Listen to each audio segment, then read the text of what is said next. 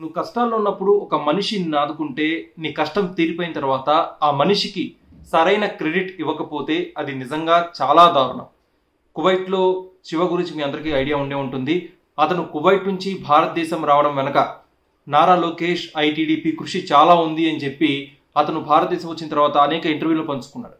అయితే లేటెస్ట్గా రివీల్ అయిన నిజం ఏంటంటే అతనికి కువైట్లోనే ఒక వ్యక్తి చాలా సహాయం చేశాడు. తన కోసం దగ్గర ఒక 200 కిలోమీటర్స్ దాకా ట్రావెల్ చేసి అతన్ని సేవ్ చేశాడని చెప్పి రీసెంట్గా ఒక వీడియో కూడా వెలుగులోకి వచ్చింది. ఒకసారి ఆ వీడియో చూడండి.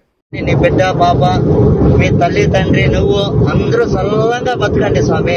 మా ఆయుష్ కూడా పోసుకొని నీ బిడ్డ పాప అందరూ సల్లంగా ఇట్లా 100 ఏళ్ళు అట్లే సల్లంగా బతకండి. టీడీపీ ఎన్ఆర్ఐ టీడీపీ వాళ్ళు పిలుచుకొని వచ్చినారు, ఎన్ఆర్ఐ టీడీపీ వాళ్ళు పిలుచుకొని వచ్చినారు అంటున్నావన్నా. నువ్వు ఇంటికి పోయి ఇన్ని రోజులైంది. నువ్వు పోయిన మరుసటి రోజే వీడియో పెట్టాలంటే పెట్టేయగలను. మనకెందుకులే, ఏదో వదిలేసినాం అయిపోయింది అక్కడికి అనుకొని ఇన్ని రోజులు గమ్మునున్నా. బట్ నీ వీడియో ప్రతిరోజు చూస్తుంటే నేను తప్పు చేసిన అనిపిస్తుంది. అర్థమవుతుందా? నేను తప్పు చేసిన అనిపిస్తుంది. నిన్ను పిలుచుకొని వచ్చి నేను తప్పు చేసిన అనిపిస్తుంది. టీడీపీ వాళ్ళు వచ్చినారా, నేను వచ్చినానా నీ దగ్గరికి? నిన్ను పిలుచుకొని వచ్చేకి టీడీపీ వాళ్ళు వచ్చినారా, నేను వచ్చినానా? నేను చెప్పినానా అన్నా నేను టీడీపీ వాడిని నేను పిలుచుకొని వచ్చినా, లేదంటే నేను వైసీపీ వాడిని నేను పిలుచుకొని వచ్చినా, లేదంటే నేను జనసేన వాడిని నేను పిలుచుకొని వచ్చినా అని చెప్పినానా? లేదు కదా. మానవత్వంతో వచ్చిన, మానవత్వంతో ఒక మనిషి నేను ఆత్మహత్య చేసుకుంటాను అంటే వినలేక మనసు కుదుటబడి నేను వచ్చి పిలుచుకొని వచ్చినా నిన్ను. నా పేరు చెప్పమని నిన్ను ఎక్కడా అడగలేదే. నువ్వు అడుక్కున్నావు అన్నా నీ పేరు చెప్పు, నీ ఫోటోలు పెట్టు అని. అన్నావా లేదా? అది కూడా రికార్డింగ్ ఉంది, అన్నీ పెడతా రికార్డింగ్, ఇబ్బందే లేదు. ఎందుకంటే నువ్వు కువైట్ని ఇంత దారుణంగా దుష్ప్రచారం చేస్తున్నావంటే సినిమాలో డైలాగులన్నీ తెచ్చి ఇక్కడ అతికిస్తున్నావు.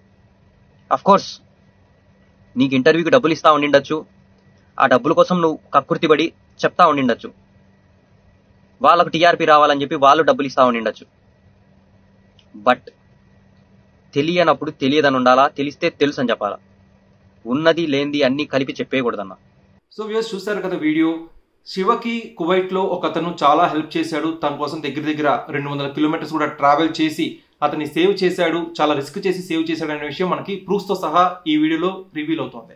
కానీ భారతదేశం వచ్చిన తర్వాత శివ తనకి హెల్ప్ చేసిన వ్యక్తి గురించి ఒక్క మాట కూడా చెప్పలేదు. నిజంగా ఇది చాలా పెద్ద తప్పు. ఈ ఎంటైర్ ఇష్యూలో నాకు వచ్చిన ప్రధానమైన డౌట్ ఏంటంటే భారతదేశానికి వచ్చిన తర్వాత శివ అక్కడ తనకి హెల్ప్ చేసిన వ్యక్తి గురించి ఎందుకు విస్మరించాడు?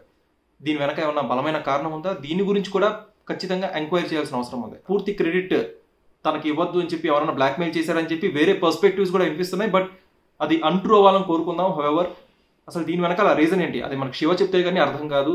ఎందుకంటే నిజం చెప్పాల్సింది తనే కాబట్టి. ఈ విషయంలో మనం ఐటీడీపీని కానీ నారా లోకేష్ని కానీ ఎక్కడా కూడా కించపరచాల్సిన అవసరం లేదు. ఎందుకంటే వైఎస్ఆర్సీపీ ఒక పోస్ట్ పెట్టింది.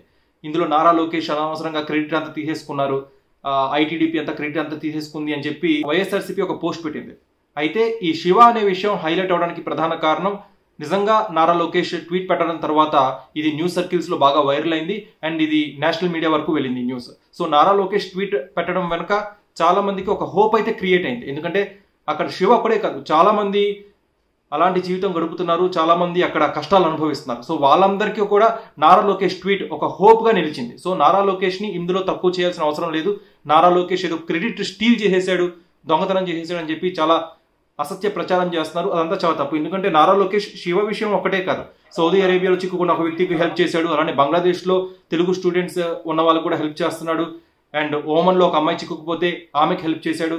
సో నారా లోకేష్ ఇలా వేరే దేశాల్లో చిక్కుకున్న మన తెలుగు వాళ్ళకి చాలా సహాయం చేస్తున్నాడు. ఇది నారా లోకేష్ ట్విట్టర్ హ్యాండిల్ చూస్తే మీ అందరికీ ఐడియా ఉంటుంది. సో ఈ విషయంలో ఐటీడీపీ కృషిని నారా లోకేష్ కృషిని ఎక్కడ తక్కువ చేయాల్సిన అవసరం అయితే లేదు. ఎందుకంటే వాళ్ళు సహాయం చేస్తేనే, వాళ్ళు ఇలా ప్రచారం చేస్తేనే అక్కడ వేరే కష్టాలు అనుభవిస్తున్న వాళ్ళకి ఒక హోప్ క్రియేట్ అవుతుంది. సో నారా లోకేష్ని ఇందులో తక్కువ చేసి ఎవరు మాట్లాడదండి. ఇది ఎవరి తప్పు అంటే శివ అక్కడ తనకి హెల్ప్ చేసిన వ్యక్తి గురించి చెప్పకపోవడం అనేది తప్పు. సో తనకి ఇప్పటికైనా శివ ఒక క్రెడిట్ ఇస్తే చాలా బాగుంటుంది, చాలా ఉన్నతంగా ఉంటుంది. ఇది నా అభిప్రాయం. మీరేమనుకుంటున్నారో కామెంట్ సెక్షన్లో పంచుకోండి.